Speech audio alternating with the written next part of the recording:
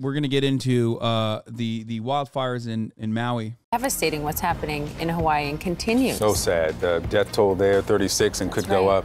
Yeah, it looks like it. That's the breaking news we begin with this hour, and it is out of Hawaii, where just catastrophic and unprecedented wildfires, as Victor said, have killed at least 36 people. That death toll is in Maui, and it soared overnight. Bodies were found in the ruins. Take a look at what's left of Lahaina. It's a historic town, a very popular vacation spot. The fast-moving inferno wiped out entire neighborhoods, and people jumped into the ocean to escape the flames. The fire was fueled in part by powerful winds from a hurricane. Take a look at this video obtained by our local affiliate. What you can see there is hurricane-force winds whipping palm trees and explosions as a marina and boats go up in flames. Let's take a look at that devastation on the ground.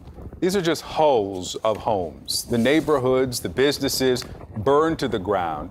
Listen to the survivor describe the situation. Still get dead bodies in the water floating and on the seawall.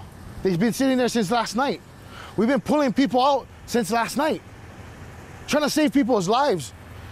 And I feel like we're not getting the help we need. This is a nationwide issue at this point. Yeah, we need help, a lot of help. Oh my gosh, look at the harbor. I saw a tweet on the timeline about how someone utilized Apple's SOS emergency systems to basically communicate when no one else could with like emergency services, and it was pretty crazy. They were just like back and forth, like they were explaining they were in a car and things were on fire all around them. Yeah, no, it is a good thing. Yeah, no, I just thought it was amazing. View from above is of shock and heartbreak. Oh my gosh. We were not prepared for what we saw. It looked like an area that had been bombed in the war. Wildfires rampaging across the island of Maui. Our entire street was burned to the ground, decimating homes and businesses. Local people have lost everything. They've lost their house, they've lost their animals, and it's devastating. Lahaina is on fire. The historic town of Lahaina, a popular tourist and economic hub. Yeah, my brother's girlfriend's cousin and his family were caught in their vehicle in Maui while the wildfire suddenly erupted around them. No cell service, so Apple Emergency SOS was the only way they could get in contact with first responders, literally save their lives. Tourism and tourists are clogging up service in West Maui, which is only has one paved road in and out, which is now closed. Hotels are using all the resources, not giving them back to the locals affected by the fires. Our high tax in Hawaii subsidized the hotels, but we get nothing back, and our infrastructure is shit. They didn't turn the power off quick enough. I was born and raised on Maui. The news has been absolutely devastating. The fires have wiped out an entire historic town that I have spent a lot of my life in. Several hundred families have lost their homes. Some ways to help are through the Maui Fire Relief Fund Form, Aloha United Way, and the Maui Strong Fund from Hawaii Community Foundation, or the Maui Mutual Aid Fund. Yeah, it is pretty devastating. There was a before and after photo side by side, which is crazy. Banyan tree in, I'm going to say it wrong, Lahaina. Did I say it right? Smoldering at the base, but still standing. Just about the only thing left other than the lighthouse. Lahaina. It's the road, like something out of a horror movie. Most of the fires on Maui fueled in part by violent winds caused by Hurricane Dora, churning more than 800 miles away. Those winds now subsiding as the storm pushes away. State Department crews assisting in efforts to restore communication across the islands and distribute water. With military helicopters aiding in extinguishing the fires. 2 CH-47 supporting Maui County. They flew 13 hours, did 58 drops, and about 150,000 gallons of water.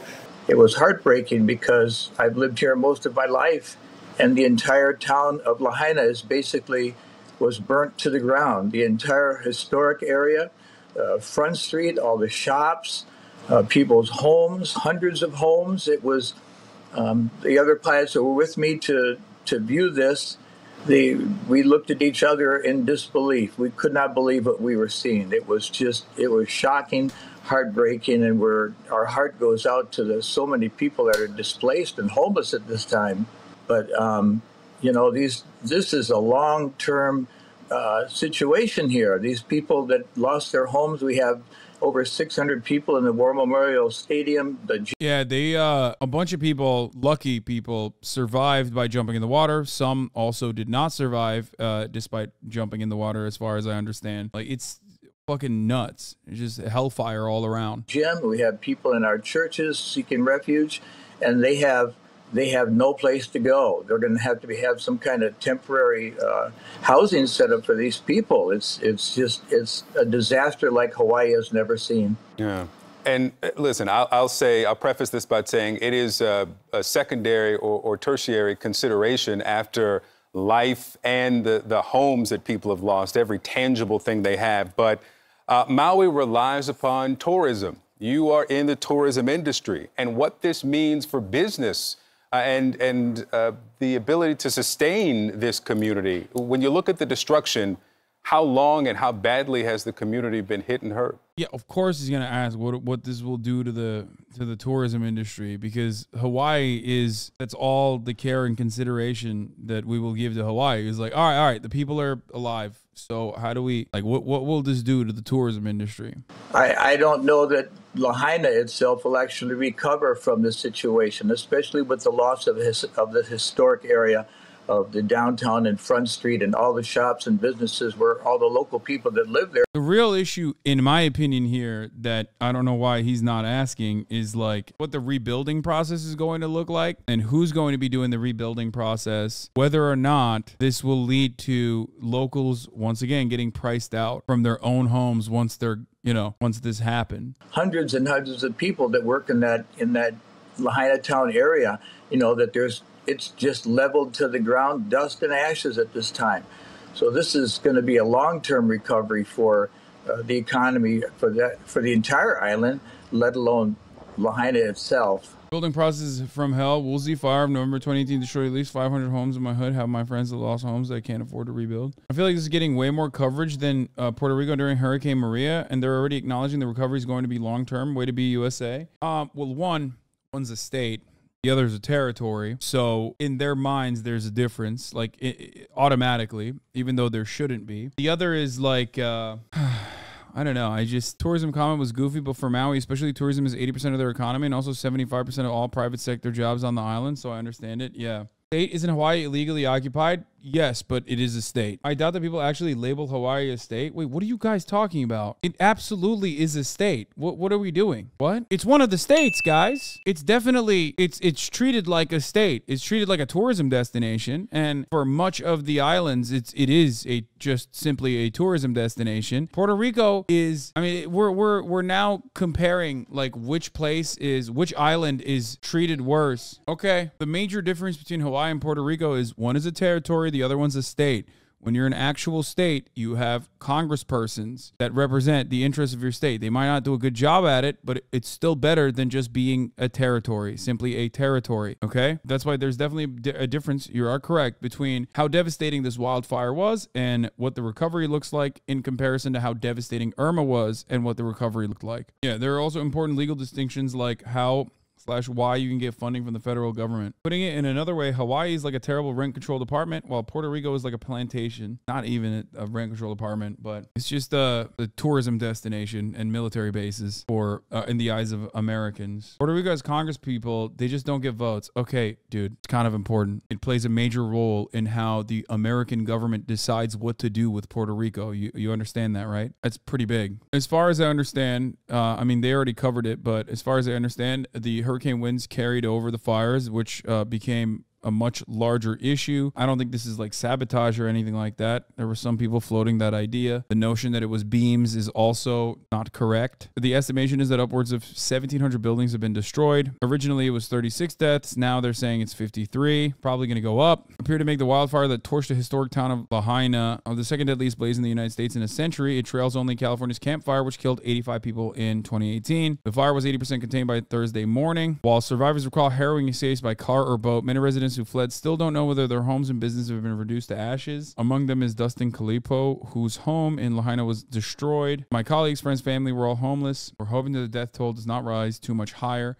Billions of dollars in losses. Biden has approved disaster declaration, which frees up federal aid to assist in the recovery of Maui County. 50 people jumped in the ocean to escape, and they were picked up by the Coast Guard. Initial reports suggest that about 100 people fled in the water, and the Coast Guard is still looking for survivors or possibly victims who might not have survived in the ocean, but so far we've not received a report of any deceased or any additional survivors for us to recover. A historic town completely wiped out. and some are still unaccounted for. Thousands do not have cell phone service. It could take days or even weeks to fix the cell phone networks in Maui. The officials have been using satellite phones to communicate with providers on the west side of Maui to restore power to the area. Power outages are continuing, and there's not enough long-term shelter. Maui County officials have urged visitors to leave Lahaina and Maui as soon as possible, saying seats were available on outgoing flights. Roughly 1,400 people stayed at the airport overnight Wednesday waiting for flights out.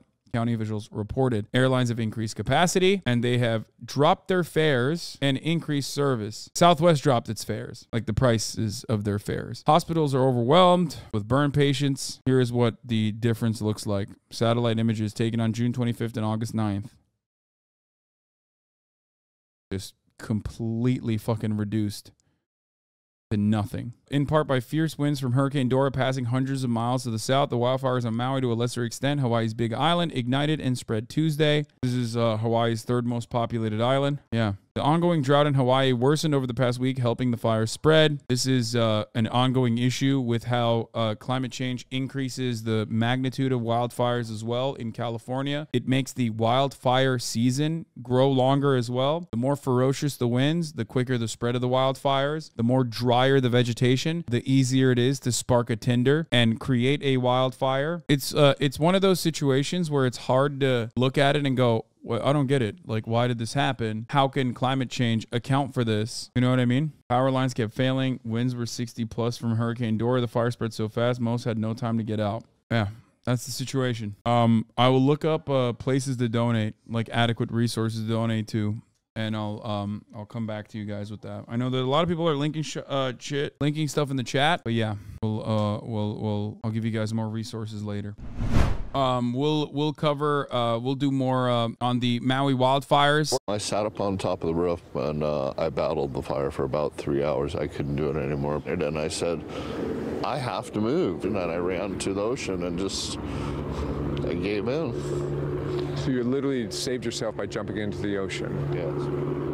And now there are serious questions about if or when people were warned to evacuate. Some survivors say they either didn't get evacuation orders or the orders just came too late when the flames were already closing in. And we just spoke to one man who said that he never heard any sirens. But you were telling me that this is not just one village on Maui. This will affect every single person. Every one of my friends lost their job because the building they worked at. So much of the people that live here work here on the west side. It's like where the hotels are. It's where all the tourists come. It's the reason we don't have beaches. I think there's going to be hundreds of people dead. And I don't say that as any conspiracy theory. I just look at how fast it moved. And I know how people around here, we're all in slippers. You know, it happens. What happens? How are you going to get out that fast? It's all wooden houses super close together in that neighborhood. You've probably been here on vacation. If there's a way you can help, it's your turn. Help here because it's needed. Every single home in Lahaina is gone. It's like I said before, it's apocalyptic. 1,000 people are potentially missing. Up to 1,000 people might have died this week in the fire that swept through the town of Lahaina in Hawaii. Could be one of the worst death events from a wildfire in history. Not a natural disaster. The fingerprints of the fossil fuel industry are all over this. Direct result of the passing of Hurricane Dora. Wait, what? And have nothing to do with climate change? Read more here. Irrational fear. Wait, okay. As far as I understand, this area is already dry, but the fact that hurricanes and climate change also, you almost got blue checked. No, at first I thought he was going to talk about the actual impact that climate change has on areas like this, or specifically with respect to wildfires, and I was wrong. I thought that's what he was going to say. I was wrong. Here, a big part of it is, as far as I understand, a big part of it is the non-native tropical grasses that are dry, that make it worse. Hawaii is getting hotter. Hawaii is getting drier in general. Same with the wildfire season in California. I mean, similar reasons as to why the wildfire season in California has gotten worse and worse overall. Even if there is a direct result of like PG&E, for example, they haven't modernized their infrastructure, even though they get tax breaks for it, and then some of those lines fall. The reason why that wildfire spreads to a further area and has much larger damage and a much larger impact than before is because the drier the vegetation is, the easier for the wildfires to spread. Or in the case of Lahaina, if you have an already dry area of Hawaii, and you have even crazier hurricanes and higher wind speeds than you ever have had before, then all of a sudden, you know, you're making the impact worse. It's setting up the conditions that is ripe for a lot of devastation. Climate change is not literally making the world so hot that like things are lighting up on fire. It doesn't have to be that direct. People just don't understand, like, if climate change is making an area drier, temperatures are rising and areas are becoming drier, vegetation is becoming drier, and then also simultaneously making extreme weather conditions where like hurricane wind speeds are getting faster and faster. On top of that, you've created a perfect environment, a perfect tinder box for an explosive wildfire that is much larger than it could have been and much less controllable. Lahaina was once a wetland. Boats circled around Waikoloa Church. It only became dry and fire prone because illegal water diversions and land theft by sugar barons in the 1800s. Today, the same families reap insane profits off continued control of our irrigation, land regulators, and politicians. As we rebuild, we must restore Green New Deal promise of public land and water use.